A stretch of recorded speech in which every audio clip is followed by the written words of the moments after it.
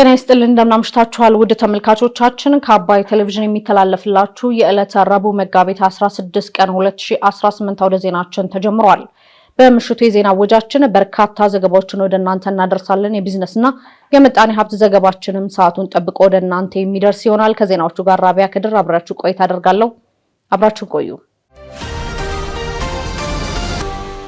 በመጀመሪያው ክፍለ ጊዜ የመረጃ ጥንቅር ሰዓታችን ኢትዮጵያ የባህር በርን አስፈላጊነት የሚያስረዳ የምርምር ሰነድ እያዘጋጀች መሆኑን የውጭ ጉዳይ ሚኒስቴር ማስታወቁን፣ ባሳለፍነው በስድስተኛው ሀገራዊ ምርጫ ብልጽግናን ከወከሉ የአዲስ አበባ ከተማ ተመራጮች ውስጥ ከ60 በመቶ በላይ የሚሆኑት በአዲስ መተካታቸው መዘገቡን፣ እንዲሁም ኢትዮጵያ ከ400 ሺህ በላይ ኤርትራውያን ስደተኞችን ማስጠለሏን ጠቅላይ ሚኒስትር አብይ አህመድ መናገራቸውን የተመለከቱ መረጃዎችን ይዘናል።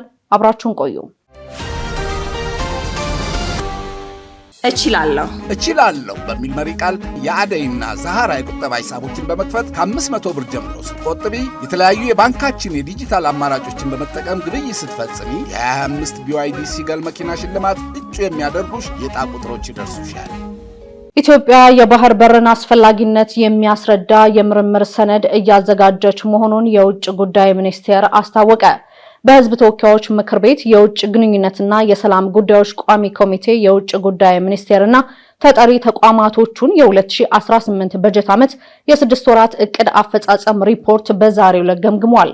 የውጭ ጉዳይ ሚኒስቴር ዶክተር ጌዲዮን ጢሞቴዎስ የሚኒስቴር መስሪያ ቤታቸውንና የተጠሪ ተቋማቱን የ2018 በጀት ዓመት የ6 ወራት የልማትና ኢንቨስትመንት እቅድ አፈጻጸም ሪፖርት ለቋሚ ኮሚቴው አቅርበዋል። ሚኒስትሩ በሪፖርታቸው የኢትዮጵያ የውጭ ግንኙነት በውጤታማነት በመምራት ፍትሃዊ ተጠቃሚነትን ያረጋገጡ ስራዎች ተሰርተዋል ብለዋል። የኢትዮጵያ የባህር በር ጉዳይ ወደ ተጨባጭ ውጤት የመቀየር ስራዎች ተጠናክረው ሊቀጥሉ ይገባል ሲሉ የገለጹት ደግሞ በሕዝብ ተወካዮች ምክር ቤት የውጭ ግንኙነትና የሰላም ጉዳዮች ቋሚ ኮሚቴ ምክትል ሰብሳቢ ዶክተር ፈቲህ ማዲህ ናቸው። ዶክተር ጌዲዮን በበኩላቸው የባህር በር ጉዳይ ሀገራዊ አጀንዳ ከመሆን ባለፈ ለኢትዮጵያ ያለውን የአስፈላጊነት ልክ በጋራ የማጠናከርና ጥልቀት እንዲኖረው በትኩረት እንደሚሰራም ገልጸዋል። ለዚህም ሚኒስቴር መስሪያ ቤታቸው ሆነ ተጠሪ ተቋማቱ የምርምር ሰነዶችን በማዘጋጀትና ጥልቅ የውይይት መድረኮችን በማሰናዳት የተሻለ ግንዛቤ እንደሚፈጠርም ነው የተናገሩት። አያይዘውም ከናይል ተፋሰስ ኮሚሽን ጋር በተያያዘም የተዘጋጀው ሰነድ ከሰነድነት አልፎ ዓለም አቀፍ ሕግ ሆኗል ያሉት የውጭ ጉዳይ ሚኒስትሩ ዶክተር ጌዲዮን ጢሞቴዎስ በዚህ መሰረት ኮሚሽኑ ተመስርቶ ስራውን ሲጀምር ደግሞ ከናይል የላይኛው ተፋሰስ ሀገራት በበለጠ የታችኛው ተፋሰስ ሀገራትን ተጠቃሚ የሚያደርግ ማለታቸውን ከሕዝብ ተወካዮች ምክር ቤት ያገኘነው መረጃ ያመለክታል። ባሳለፍነው በስድስተኛው ሀገራዊ ምርጫ ብልጽግናን ከወከሉ የአዲስ አበባ ከተማ ተመራጮች ውስጥ ከ60 በመቶ በላይ የሚሆኑት በአዲስ መተካታቸው ተዘገበ። በ2013 በተደረገው አጠቃላይ ሀገራዊ ምርጫ ብልጽግና ፓርቲን ወክለው በአዲስ አበባ ከተማ አስተዳደር ከተመረጡት የፓርላማና የከተማ ምክር ቤት ተመራጮች ውስጥ 62 በመቶ በአዲስ ተመራጮች መተካታቸው ተገልጿል። በመጪው ለሰባተኛው ሀገራዊ ምርጫ በአዲስ አበባ እጩ ሆነው ካልቀረቡ ተመራጮች መካከል ምክትል ከንቲባው ጃንጥራር አባይ እንደሚገኙበት እንዲሁም የውጭ ጉዳይ ሚኒስትር ጌዲዮን ጢሞቴዎስን ጨምሮ በርካታ የፌዴራል መንግስት ከፍተኛ አመራሮች ደግሞ ተወካዮች ምክር ቤት አዲስ አበባን ወክለው እንዲወዳደሩ በእጩነት መቅረባቸውን ቢቢሲ አማርኛ ዘግቧል።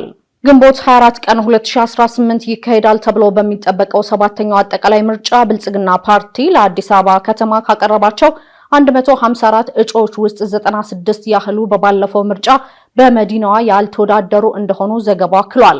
በስድስተኛው ሀገር አቀፍ ምርጫ በአዲስ አበባ ለሕዝብ ተወካዮች ምክር ቤትና ለአዲስ አበባ ምክር ቤት ከተመረጡ 160 ግለሰቦች ውስጥ ለሰባተኛው ጠቅላላ ምርጫ እጩ ሆነው የቀረቡት 58 ያህሉ ብቻ መሆናቸውም ተገልጿል።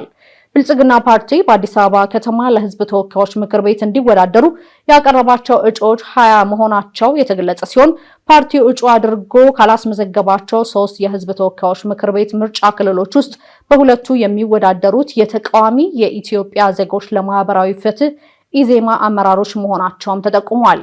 ብልጽግና ፓርቲ እጩ ባላስመዘገበበት ሌላኛው ምርጫ ክልል ከሚወዳደሩ ፖለቲከኞች መካከል ደግሞ በስድስተኛው ሀገር አቀፍ ምርጫ የአማራ ብሔራዊ ንቅናቄን አብንን ወክለው ለሕዝብ ተወካዮች ምክር ቤት አባልነት የተመረጡት አበባው ደሳለኝ እንደሚገኙበትም ተገልጿል። ፓርቲው ለአዲስ አበባ ከተማ ምክር ቤት እንዲወዳደሩ ካቀረባቸው 134 እጩዎች ውስጥ ባለፈው ምርጫም ለዚህ ስፍራ የተወዳደሩት 51 ያህሉ ብቻ ሲሆኑ ከንቲባ አዳነች አቤቤ፣ የሰላምና ጸጥታ ቢሮ ኃላፊ ሊዲያ ግርማ እንዲሁም የጤና ቢሮ ኃላፊ ዶክተር ዮሐንስ ጫላ በድጋሜ እጩ የሆኑበት የከተማዋ ከፍተኛ አመራሮች መሆናቸውም ተነግሯል። ኢትዮጵያ ከ400 ሺህ በላይ ኤርትራውያን ስደተኞችን ማስጠለሏን ጠቅላይ ሚኒስትር አብይ አህመድ ተናገሩ።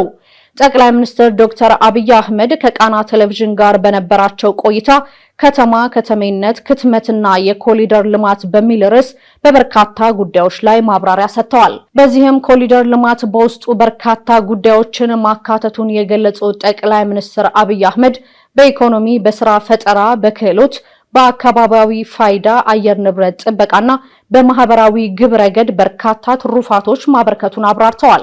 የኮሪደር ልማት ስራ ሂደቱ ከባድ ውጤቱ ግን ጥሩ መሆኑን በመግለጽ ኮሪደር ሰዎች ስም ሊያወጡለት ሲሞክሩ መጀመሪያ ግቦቹን ማየትና ግቦቹን በምን ደረጃ እንዳሳካ ማረጋገጥ ይጠበቅባቸዋልም ብለዋል። ኢትዮጵያ በብዙ መስፈርቶች ከአፍሪካ የተለየች ሀገር መሆኗን ያብራሩት ጠቅላይ ሚኒስትሩ መቀበል ብቻ ሳይሆን ለዓለም ብዙ ነገሮችንም አበርክታለች ብለዋል። አክለውም ኢትዮጵያ ለብዙዎች መጠለያ መሆኗን ጠቁመው ኢትዮጵያ ውስጥ ከ1.3 ሚሊዮን ያላነሱ ስደተኞች አሉ ሲሉም አብራርተዋል። ከዛም ውስጥ ከ400 ሺህ በላይ የሚሆኑት ኤርትራውያን መሆናቸውንም ገልጸዋል። ዛሬ ከ1.3 ሚሊዮን ያላነሰ ስደተኛ ኢትዮጵያ ውስጥ አለ። ከሲሪያ ኢትዮጵያ ውስጥ የተሰደዱ አሉ፣ ከየመን የተሰደዱ አሉ፣ ከኢራቅ የተሰደዱ አሉ። እዚህ ሰፈር ብቻ አይደለም ስደቱ ያለ። ከብሩንዲ የተሰደዱ አሉ፣ ከዲአርሲ የተሰደዱ፣ ከብዙ ሀገር የመጡ አሉ። ኢትዮጵያ ውስጥ አሁን ከ400 ሺህ በላይ ኤርትራውያን አሉ። ከ400 ሺህ በላይ ለ400 ሺህ ኤርትራውያን ቤት የሆነች ሀገር ናት። ይህንን ሀገር በወግና በስርዓት መገንባት ከቻን ለኛ ብቻ ሳይሆን ለሌሎች አርአያ መሆን የሚችል ሌሎች የሚተርፍ አድርጎ መስራት ይቻላል። ከዚህ ባለፈ ጠቅላይ ሚኒስትሩ ስለመካከለኛው ምስራቅ ጦርነት እንዲሁም እሱን ተከትሎ ዋጋው ስላሻቀበው ነዳጅም አንስተዋል። ይህንኑ ሲያብራሩም ከዚህ ቀደም የነዳጅ መኪኖችን አጠቃቀም ለመቀነስ የተያዘው አቅጣጫ መጀመሪያ ላይ ቅሬታዎች ተነስተውበት እንደነበር አስታውሰው አሁን ላይ ግን ባለው ዓለም አቀፋዊ የነዳጅ ዋጋ መዋዠቅና የጂኦፖለቲካዊ ግጭት በሀገር ኢኮኖሚ ላይ የሚያሳድሩት ተጽዕኖን ለመቋቋም ብቸኛው አማራጭ መሆኑንም ጠቁመዋል። ኢትዮጵያ ነዳጅ አምራች ሀገር አለመሆኗን የጠቆሙት ጠቅላይ ሚኒስትሩ የነዳጅ ዋጋ በጨመረ ቁጥር የሚከሰተውን የዋጋ ንረት ለመቆጣጠር በሀገር ውስጥ የሚመረተው የታዳሽ ኃይል መጠቀም የኃይል ሉዓላዊነትን እንደሚያረጋግጥም አብራርተዋል። አክለውም ወደ ኤሌክትሪክ መኪና የሚደረገው ሽግግር ከውጪ ንግድ የሚገኘውን ከፍተኛ የውጭ ምንዛሬ ለነዳጅ ግዢ ከመስጠት የሚታደግ ከመሆኑም ባለፈ ለአካባቢ ጥበቃና ለዜጎች የኑሮ ጫና መቀነስ ትልቅ ፋይዳም አለው ብለዋል። ዓመት 2 ዓመት ገደማ የፊውል መኪና መገልገልን ቀንስ እናቆም ስንል አንዳንድ ጩኸቶች ነበሩ ኢትዮጵያ ውስጥ። ግን የኤሌክትሪክ መኪና የመረጥንበት ዋናው ምክንያት ለምሳሌ አሁን በኢራን ግጭት ምክንያት የነዳጅ ዋጋ በከፍተኛ ደረጃ እየጨመረ ነው ያለው። እኛ ነዳጅ አናመርትም። የነዳጅ ዋጋ ከጨመረ ዋጋ ይጨምራል። ማስተካከል የምንችልበት መንገድ የለም። ይሄ የዓለም ችግር ስለሆነ ኤሌክትሪክ መኪና ተበራከተ ማለት ቅድም እንዳልኩት በጣም በርካታ የታዳሽ ኃይል ኢነርጂ ማምረት የምትችል ሀገር ስለሆነች ኢትዮጵያ ልክ እንደ ኢራን ያለ ግጭት ሲፈጠር ፊውል ተዘጋብኝ አትልም። ኢነርጂ እዚሁ ስለምታመርት መገልገል ትችላለህ። ፊውል ያላቸው ግን መገልገል አይችሉም። የፊውል ፍጆታ እየቀነሰ ይሄዳል። አንችልም። በዛ ልክ በጣም ከፍተኛ በዓለም ላይ ካላት ገቢ ካላት ኤክስፖርት ከፍተኛውን አማውንት ለኢነርጂ ከሚያወጡ ጥቂት ሀገራት አንዷ ኢትዮጵያ ናት። በጣም ብዙ ገንዘብ ነው የምናወጣው። ለምን? ስላላመረትን። ወደፊት ይቀየራል ብዬ ተስፋ አደርጋለሁ። ያ ሲሆን ኢቪ ካርስ መጠቀማችን ዋጋው እንኳን ቢተካከል ከውስጥ ስለምንጠቀም እንደዚህ አይነት ድንገተኛ አደጋዎች ህይወታችንን አፌክት ያደርገው፣ ግን ዋጋውም ይቀንሳል። የተወደዳችሁ ተመልካቾቻችን እየተከታተላችሁ ያላችሁት ከአባይ ቴሌቪዥን ወደ ዜና የመረጃ ሰዓታችን አሁንም ቀጥሏል። ወደ ሁለተኛ ዙር የመረጃ ጥንቅራችን ስናልፍ ደግሞ ሻዕቢያ ኢትዮጵያ በሰላማዊ መንገድ ያቀረበችውን የባህር በር ጥያቄ የሚቃረን የዲፕሎማሲ ቋንቋ የጎደለው እንዲሁም በዘለፋ የታጀበ ጸብ አጫሪ መግለጫ ማውጣቷን እንዲሁም በኢትዮጵያ ድንበር አቅራቢያ የምትገኘው ኩርሙክ ከተማን መቆጣጠሩን የሱዳን ፈጥኖ ደራሽ ኃይል መግለጹን ጨምሮ ሌሎች መረጃዎችን ዘነበ ህልፍ እንደሚከተለው ያስደምጠናል። አብራችሁን ቆዩ። ሻዕቢያ ኢትዮጵያ በሰላማዊ መንገድ ያቀረበችውን የባህር በር ጥያቄ የሚቃረን የዲፕሎማሲ ቋንቋ የጎደለው እንዲሁም በዘለፋ የታጀበ ጸብ አጫሪ መግለጫ ወጣ። የኢትዮጵያ መንግስት በድርድርና በሰጥቶ መቀበል መርህ ሰላማዊ አማራጭን በመጠቀም የኢትዮጵያን የባህር በር ባለቤትነት ማረጋገጥ አለብኝ ሲል ይፋዊ እንቅስቃሴዎችን ማድረግ ከጀመረ ጊዜ አንስቶ የአስመራው መንግስት ተገቢና የዲፕሎማሲ ገለጻዎችን ተጠቅሞ ከመሞገት ይልቅ ስድብና ዘለፋን ያስቀደመ አካሄዱን ገፍቶበታል። እየጨመረ ከመጣው የኢትዮጵያ የህዝብ ቁጥር አንጻርና የኢኮኖሚ እድገት አኳያ የባህር በር ለሉዓላዊነታችን እጅግ አስፈላጊ ነው በሚል የኢትዮጵያ መንግስት የያዘውን አቋም መነሻ አድርጎ የኤርትራ የውጭ ጉዳይ ሚኒስቴር የምርምርና ሰነድ ክፍል በተባለ ተቋም በኩል ፍጹም ዲፕሎማሲያዊ ቋንቋና የመንግስትነት ሀሳብ አገላለጽ ያልታየበትን መግለጫ ያወጣው ሻዕቢያ ጸብ አጫሪ ገለጻዎችን አስተጋብቷል። የኢትዮጵያ ከፍተኛ ባለስልጣናት፣ ምሁራንና ጋዜጠኞች በግልጽና በተቀናጀ መንገድ በመገናኛ ብዙሃንና በማህበራዊ ድረገጾች የባህር በር ጉዳይን አጀንዳ ማድረጋቸውን አሳስቦኛል የሚለው ይህ የሻዕቢያ መንግስት ተቋም የኢትዮጵያን የባህር በር የማግኘት ፍላጎት እንደማይቀበለው በመግለጽ ግትርና ጣልቃ ገብነት የታየበት ሀተታ አስፍሯል። ጠቅላይ ሚኒስትር አብይ አህመድ ከወራት በፊት በህዝብ ተወካዮች ምክር ቤት ባደረጉት ንግግር በማንኛውም መንገድ የባህር በር ማግኘት አለብን እንዲሁም ኢትዮጵያ በጂኦግራፊ ታስራ አትኖርም ማለታቸውን ያነሳው የኤርትራ መግለጫ እኔን ለመናገር ነው በሚል አውድ የኢትዮጵያ ፍላጎቶችን ስጋት እንደሆኑበት በድፍረት አትቷል። ኢትዮጵያ በተባበሩት መንግስታት ድርጅትና በጣሊያን አፍሪካ ጉባኤ ላይ ስለ ባህር በር ያደረገቻቸው ንግግሮችና ዲፕሎማሲያዊ እንቅስቃሴዎች እንደ ስጋት የቆጠረው ሻዕቢያ የራሱን አቋምና ፍላጎት በግልጽ ከማስረዳት ይልቅ በጥቅሉ ከኢትዮጵያ ፍላጎትና መሻት በተቃራኒው እንደሚቆም መግለጫው ላይ ማረጋገጫ ሰጥቷል። ሻዕቢያ በመግለጫው ላይ ሁሉንም የኢትዮጵያ ህብረተሰብ ክፍል በዚህ ብሔራዊ ጥቅም አጀንዳ ላይ የወቀሰ ሲሆን የባህር በር የሚለው ጉዳይ የሁሉም አጀንዳ መሆኑ ምቾት እንዳልሰጠውም ጠቁሟል። ኢትዮጵያ ዲፕሎማሲያዊና ሰላማዊ መንገዶችን እንደምትከተል በይፋ ያሳወቀች ቢሆንም የኤርትራ መንግስት ይህንን ከማጣጣል በዘለለ በኢትዮጵያ ውስጥ ጉዳይ በመግባትና የኢትዮጵያን ግዛት በኃይል በመያዝ በተንኳሽ እንቅስቃሴው እንደገፋበት የኢትዮጵያ ውጭ ጉዳይ ሚኒስቴር መግለጹ ይታወሳል። ህጻናትን በህገወጥ መንገድ የማዘዋወር ወንጀል ለመከላከል በመንግስትና በሲቪል ማህበረሰብ ድርጅቶች መካከል ያለው ቅንጅት በትኩረት መሰራት እንዳለበት ተገለጸ። ሰዎችን በተለይም ህጻናትን በህገወጥ መንገድ የማዘዋወር ወንጀል ለመከላከል በመንግስት በሲቪል ማህበረሰብ ድርጅቶችና በአጋሮች ድርጅቶች መካከል ያለው ቅንጅት ተጠናክሮ እንዲቀጥል በትኩረት መሰራት እንዳለበት የሴቶችና ማህበራዊ ጉዳይ ሚኒስቴር አስታውቋል። በሴቶችና ማህበራዊ ጉዳይ ሚኒስቴር የማህበራዊ ጉዳይ ዘርፍ ሚኒስትር ዴኤታ ሁሪያ አሊ በሆፕ ፎር ጀስቲስ አዘጋጅነት የህጻናት ህገወጥ ፍልሰትን በመዋጋት ላይ የሚያተኩረውን ሀገራዊ የውይይት መድረክ ዛሬ መጋቢት 16 ቀን 2018 ዓ.ም በይፋ ከፍተዋል። ሚኒስትር ዴኤታዋ በዕለቱ ባስተላለፉት መልእክት በኢትዮጵያ ውስጥ የሚስተዋለውን ህገወጥ የሰዎች ዝውውርን እንዲሁም ህጻናትን ከብዝበዛና ከአላግባብ ጥቃት መጠበቅ ቅድሚያ የሚሰጠው ጉዳይና የጋራ የሞራል ግዴታ መሆኑን አሳስበዋል። በተለይም በህጻናት ላይ እየጨመረ የመጣውን ጥቃት ቤተሰብ ለህጻናት ደህንነትና እንክብካቤ ቀዳሚው አካባቢ መሆኑን በመጥቀስ ማንኛውም ህጻናት በደህንነት በክብርና በነጻነት የማደግ መብት እንዳለው ሁሪያ አሊ ገልጸዋል። ሚኒስትር ዴኤታዋ አክለውም የህፃናትን ህገወጥ ፍልሰት መከላከል ከቤት መጀመር እንዳለበት ገልጸው ወላጆች ለህፃናት ምቹ ሁኔታን እንዲፈጥሩ የሚያስችሉ አሰራሮችን መቀየስ ላይ ትኩረት ተሰጥቶ እየተሰራ መሆኑን ጠቁመዋል። የሰው ልጅ በህገወጥ መንገድ የማዘዋወር ወንጀል ለመከላከል በመንግስት በሲቪል ማህበረሰብ ድርጅቶችና እንደ ሆፕ ፎር ጀስቲስ ባሉ አጋሮች መካከል ያለው ቅንጅት ተጠናክሮ እንዲቀጥል ጥሪ አቅርበዋል። በኢትዮጵያ ድንበር አቅራቢያ የምትገኘውን ኩርሙክ ከተማን መቆጣጠሩን የሱዳን ፈጥኖ ደራሽ ኃይል ገለጸ። በሌተናል ጀነራል መሐመድ ሐምዳን ዳጋሎ የሚመራው የሱዳን ፈጥኖ ደራሽ ኃይል ከአጋሮቹ ጋር በመተባበር ከሱዳን ጦር ኃይል ጋር ከባድ ውጊያ አድርጎ በኢትዮጵያ ድንበር አቅራቢያ የምትገኘውን የሱዳኗን የኩርሙክ ከተማን መቆጣጠሩን አስታውቋል። የፈጥኖ ደራሽ ኃይሉ ባወጣው መግለጫ የፈጥኖ ደራሽ ኃይሉና የሱዳን ህዝባዊ ነጻነት ንቅናቄ ወታደሮች ስልታዊቷን የኩርሙክ ከተማ ሙሉ በሙሉ ነጻ ማውጣት ችለዋል ብሏል። በተጨማሪም ከትናንት በስቲያ ሰኞ ጀምሮ በተደረገ በተደረገ ከባድ ውጊያ ሌሎች ሁለት በከተማዋ አቅራቢያ የሚገኙ መንደሮችን መቆጣጠራቸውን በመግለጫው አመልክቷል። የሱዳን ጦር ባለስልጣናትም በአካባቢው ያለውን ወታደራዊ ይዞታ ይዞ ለመቆየት መቸገራቸውን ተናግረዋል።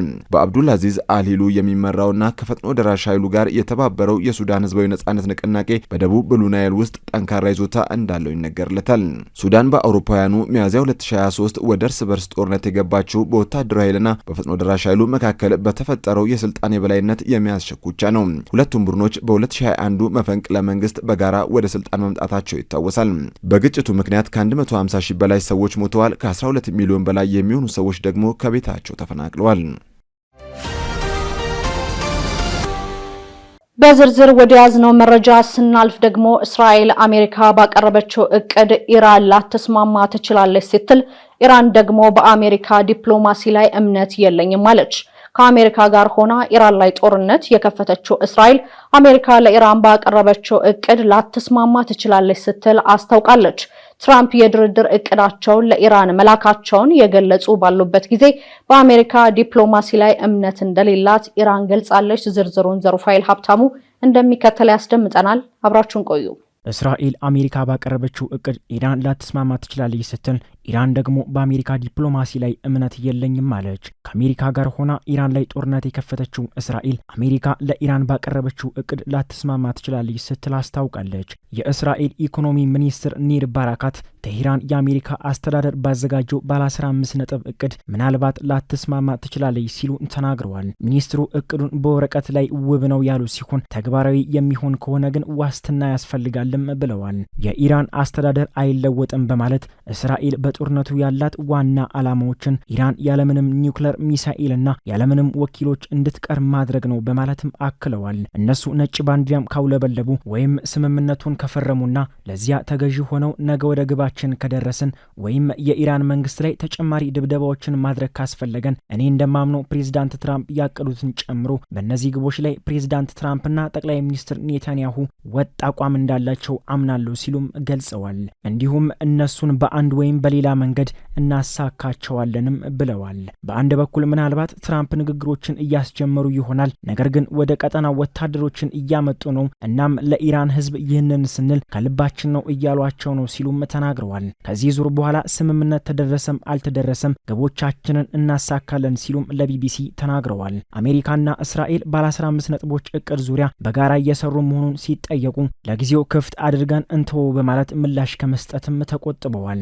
እስራኤል አሜሪካ ያቀረበችውን ምክረ ሀሳቦችን በማርቀቅ ላይ ተሳትፋ እንደሆነ ሲጠየቁም ምንም ምላሽ ሳይሰጡም ቀርተዋል። ይሁን እንጂ ኢራን በበኩሏ ፕሬዝዳንት ዶናልድ ትራምፕ ለኢራን ባለስልጣናት የድርድር እቅዳቸውን መላካቸውን እየገለጹ ባሉበት ጊዜ ኢራን በአሜሪካ ላይ እምነት እንደሌላትም ገልጻለች። የኢራን የውጭ ጉዳይ ሚኒስትር ቃል አቀባይ እስማኤል ባጋይ ለህንድ ጋዜጣ ኢንዲያ ቱዴይ በሰጡት ቃለ ምልልስ ማንም በአሜሪካ ዲፕሎማሲ እምነት ሊጥል አይችልም በማለት ያላቸውን ጥርጣሬም ተናግረዋል። የአሜሪካንን ዲፕሎማሲ በተመለከተ ኢራን በጣም መጥፎ ልምድ አላት በማለት በ9 ወራት ውስጥ ድርድሮች እየተካሄዱ 2 ጊዜ ጥቃት እንደተፈጸመባት በማብራራት ድርጊቱን የዲፕሎማሲ ክደት ነው በማለትም አክለዋል። እንዲሁም ቃል አቀባዩ በአሜሪካና በኢራን መካከል እየተካሄደ ያለ ድርድር እንደሌለ አጽንኦት በመስጠትም አስተባብለዋል። በአሁኑ ጊዜ የኢራን ጦር ኃይሎች ትኩረታቸውን ያደረጉት የአገሪቱን ግዛት በመከላከል ላይ መሆኑንም ተናግረዋል። ከዚህ በተጨማሪ በፓኪስታን የኢራን አምባሳደር ሬዛ አሚር ሞግሃዳም በኢራንና በአሜሪካ መካከል ምንም አይነት ድርድር እንዳልተደረገ ለኢራን መንግስት የዜና ወኪልም ተናግረዋል። አምባሳደሩ ምንም አይነት ቀጥተኛና ቀጥተኛ ያልሆነ ድርድር እንዳልተካሄደ ኢሪና ለተባለ የሀገሪቱ ዜና ድርጅት ማረጋግጠዋል። 1 ወር ሊሞላው የተቃረበውን አሜሪካና እስራኤል በኢራን ላይ የሚያካሂዱት ጦርነትን ለማብቃት ፕሬዝዳንት ትራምፕ የ5 ቀናት የጊዜ ገደብ አስቀምጠው የድርድር ነጥቦችን ማቅረባቸውን ገልጸዋል። እስካሁን ግን ከኢራን በኩል ስለ ድርድሩ በይፋ የተባለ ነገር ካለመኖሩ በተጨማሪ የተለያዩ የሀገሪቱ ባለስልጣናት የተጀመረ ንግግር እንደሌለ እየተናገሩም ይገኛል። የኢራን ፓርላማ አፈ ጉባኤ መሐመድ ባጋር ጋሊባፍ ቴህራን በአካባቢው ያለውን የአሜሪካን እንቅስቃሴ በተለይም የጦር ሰራዊቱን በቅርበት እየተከታተለች ነው ብለዋል። ሀገራችንን ለመከላከል ያለንን ቁርጠኝነት አትፈትኑ ሲሉ በማህበራዊ መገናኛ ብዙሃን ገጻቸው ላይ ጽፈዋል። የአባይ ቴሌቪዥን የምሽት ዘገባዎቻችን እንደቀጠሉ ናቸው። ውድ ተመልካቾቻችን አሁን ደግሞ የቢዝነስና ምጣኔ ሀብት ጉዳዮች ወደ እናንተ የሚደርሱበት ሰዓት ላይ ደርሰናል። መረጃዎቹን ዳሩሰላም ተሾመ እንደሚከተለው ታስደምጠናለች። በድጋሚ አብራችሁን ቆዩ። ኢትዮጵያና ሳዑዲ አረቢያ በንግድና ገበያ ድርድርና በንግድ ልውውጥ ዙሪያ በካሜሮን ውይይት አካሄዱ። በካሜሮን ያውንዴ ከሚካሄደው 14ኛው የዓለም ንግድ ድርጅት የሚኒስትሮች ጉባኤ ጎን ለጎን የንግድና ቀጠናዊ ትስስር ሚኒስትሩ ዶክተር ካሳሁን ጎፌ ከሳዑዲ አረቢያ የዓለም አቀፍ ስምምነቶችና ድርጅቶች ምክትል ገዥና የድርድር ቡድን መሪ ፋሪድ አልአሳሊ ጋር የሁለትዮሽ ውይይት ማድረጋቸውን የንግድና ቀጠናዊ ትስስር ሚኒስቴር አስታውቋል። ውይይቱ በዋናነት ያተኮረው በሁለቱ ሀገራት መካከል ባለው የገበያ እድል ድርድርና የንግድ ልውውጥን ይበልጥ ማሳደግ በሚቻልባቸው ሁኔታዎች ላይ መሆኑም ተገልጿል። በወቅቱም ዶክተር ካሳሁን ጎፌ ኢትዮጵያ ወደ ዓለም ንግድ ድርጅት ለመቀላቀል የምታደርገውን ድርድር በፈረንጆቹ 2026 ለማጠናቀቅ ያላትን ጽኑ አቋምና ዝግጁነት በዝርዝር ማብራራታቸውን ሚኒስቴሩ ጠቁሟል። ኢትዮጵያ የዓለም ንግድ ድርጅት አባል ለመሆን የምታደርገው ጥረት ማጠናቀቂያው ላይ በደረሰበት በዚህ ወቅት እንደ ሳዑዲ አረቢያ ካሉ የንግድ አጋሮች ጋር የሚደረጉ የሁለትዮሽ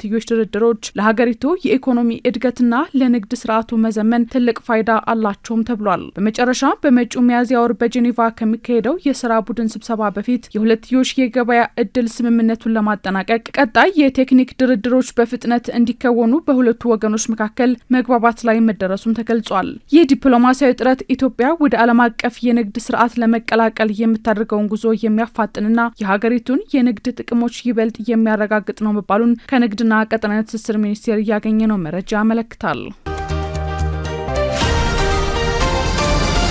አማራ ባንክና ቪዛ ዲጂታል ክፍያዎችን ማፋጠን የሚያስችል ስምምነት ተፈራረሙ። አማራ ባንክ በዓለም ዙሪያ ከ200 በላይ በሆኑ ሀገራትና ግዛቶች መካከል በሸማቾች፣ ነጋዴዎች፣ በፋይናንስ ተቋማትና በመንግስት አካላት መካከል የሚደረጉ ግብይቶችን ከሚያመቻቸውና የዲጂታል ክፍያዎችን ከሚያሳልጠው ቪዛ ጋር መፈራረሙን ለአባይ ቴሌቪዥን በላከው መግለጫ አስታውቋል። ይህ ስትራቴጂካዊ አጋርነት አማራ ባንክ የቪዛን ዓለም አቀፍ አውታረ መረብ ደህንነትና እውቀት በመጠቀም የካርድ አቅርቦት አቅሙን እንዲያሰፋና የዲጂታል ክፍያ መሰረተ ልማቱን እንዲያሻሽል የሚያስችል መሆኑ ተገልጿል። በስምምነቱ መሰረት አማራ ባንክ ቅድመ ክፍያ ክላሲክ፣ ጎልድና ፕላቲኒየም ካርዶችን እንዲሁም የዴቢት ክላሲክ አማራጮችን ጨምሮ ሁሉንም ዓለም አቀፍ የቪዛ ምርቶችን በመጠቀም አገልግሎት እንደሚሰጥ የተገለጸ ሲሆን ይህም የባንኩን ዓለም አቀፍና የሀገር ውስጥ የክፍያ መጠኖች በከፍተኛ ሁኔታ ለማሳደግ እንደሚያግዝም ተጠቁሟል። ቪዛ ከዚህ ባለፈ ለአማራ ባንክ ስትራቴጂካዊ በሆኑ ጉዳዮች ላይ የማማከርና በላቀ ደረጃ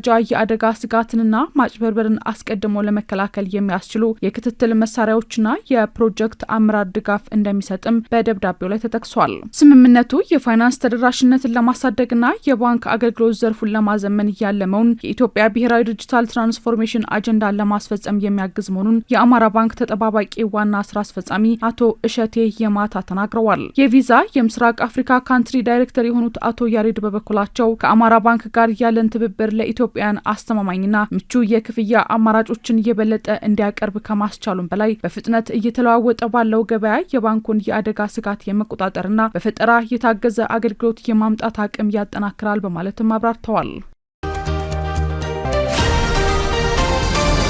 ቤተሳይዳ አሜሪካን ሜዲካል ፕላዛ ሞዴል ሀሴት ደረጀን የብራንድ አምባሳደር አድርጎ ሾመ። ቤተሳይዳ አሜሪካን ሜዲካል ፕላዛ የሚስ አፍሪካ አሸናፊና በ72ኛው የዓለም የቁንጅና ውድድር ሁለተኛ የወጣችውን ሞዴል ሀሴት ደረጀን ብራንድ አምባሳደር አድርጎ ሾሟል። ቤተሳይዳ አሜሪካ ሜዲካል ፕላዛ በዘመናዊ የሕክምና መሳሪያዎችና በብቁ ባለሙያዎች ደረጃውን የጠበቀ የሕክምና አገልግሎት እየሰጠ የሚገኝ ተቋም መሆኑ በፊርማ ስነ ስርዓቱ ላይ በነበረው ሁነት ተገልጿል። ሞዴሏ የሕክምና ተቋሙን ከማስተዋወቅ በተጨማሪም በሴቶችና ህጻናት ጤና በተለይም በጡትና በማህፀን በር ካንሰር ግንዛቤ ማስጨበጫ ዙሪያ በትኩረት እንደምትሰራም ተናግራለች። የህክምና ማዕከሉ የአየር ላይ አምቡላንስ አገልግሎት መስጠት መጀመሩን በዚሁ መድረክ ላይ አስታውቋል። አገልግሎቱንም በቅርቡ ከጅማ ወደ አዲስ አበባ በተጓጓዘ በ50ዎቹ እድሜ ክልል ውስጥ የሚገኝ የልብ ታማሚ መጀመሩን ማዕከሉ ተናግሯል። በዚህም የተሳካ ህክምና ማድረጉንና በአየር ላይ አምቡላንስ አገልግሎት ዘርፍ በመስጠት በሀገሪቱ ውስጥ ከሚገኙ ጥቂት ሆስፒታሎች አንዱ መሆኑን መቻሉም ተጠቁሟል። በሌላ በኩል ቤተሳይዳ አሜሪካን ሜዲካል ፕላዛ የእናቶችና ህጻናት እንዲሁም የመካንነት ህክምና ማዕከልን ለመክፈት ማቀዱን ዋና ስራ አስፈጻሚው ዶክተር አየለ ተሾመ ተናግረዋል። በሰንጋተራ አካባቢ የሚገነባውን ይህን የህክምና ማዕከልም እስከ መጪው ዓመት አጋማሽ ድረስ ይጠናቀቃል ተብሎም ታስቧል። በ3.6 ቢሊዮን ብር ወጪ ተገንብቶ ባሳለፍነው ዓመት ሰኔ ወር ላይ የተመረቀው ቤተሳይዳ አሜሪካን ሜዲካል ፕላዛ ለህክምና ወደ ውጭ ሀገር የሚደረግንና ወጪን እያስቀረ መሆኑን ዋና ስራ አስፈጻሚው አስረድተዋል። የሕክምና ማዕከሉ አዲስ አበባን የሜዲካል ቱሪዝም ማዕከል ለማድረግ እየሰራ እንደሆነም ተጠቅሷል።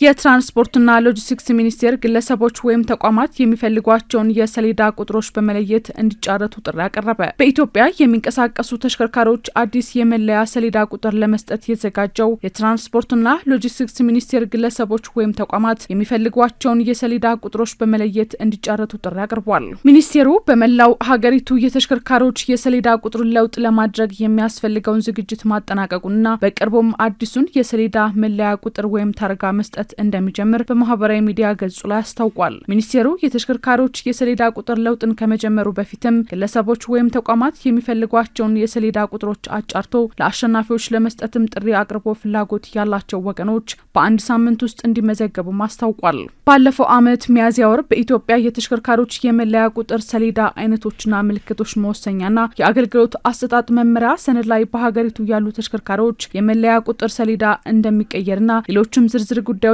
ይፋ መደረጉን ቢቢሲ አስታውሷል። በወቅቱ የተሽከርካሪዎች መለያ ቁጥር ሰሌዳን መለወጥ ኢትዮጵያ የተቀበለቻቸው ዓለም አቀፍ ስምምነቶች መሰረትን እንዲያደርጉ እንዲሁም ሌሎች ችግሮችን ለመቆጣጠርና ለማስወገድ መሆኑ ተገልጿል። በዚህ መሰረት ሁሉም የተሽከርካሪ መለያ ቁጥር ሰሌዳዎች በእንግሊዝኛ ኢቲኤችና በግዕዝ ፊደላት ኢት የሚሉ ኢትዮጵያን የሚያመለክት አጭር ጽሑፍና የሀገሪቱ ካርታ ይኖራቸዋልም ተብሏል። በተጨማሪም የተሽከርካሪዎች የመለያ ቁጥር ሰሌዳዎች የቀለም ህብር ፊደላት በተጨማሪም የመለያ ቁጥር ሰሌዳዎች ሲመረቱ ለቁጥጥርና ለምዝገባ ዓላማ የሚያገለግሉ መረጃዎችን የሚሰጡ ሚስጥራዊ ምልክቶች በሰሌዳዎቹ ላይ እንደሚኖሩም ተገልጿል። አዲሱ የመለያ ቁጥር ሰሌዳዎቹ የተሽከርካሪዎችን ባለቤት የሚሰጡትን አገልግሎትና የኃይል አጠቃቀምን የሚያመላክቱ ቀለማት እንዲሁም ሌሎች መለያዎች እንደሚኖራቸው ባለፈው ዓመት የወጣው መመሪያ ላይ መጠቀሱን ዘገባው አክሏል። ስትከታተሉት የነበረው የዕለተ ረቡዕ መጋቢት 16 ቀን 2018 ከአባይ ቴሌቪዥን ወደ ዜና የመረጃ ሰዓታችን ይህንን ይመስል ነበር። አብራችሁን ስለነበራችሁ ደግሞ ከልብ እናመሰግናለን። በያላችሁበት መልካም ምሽት።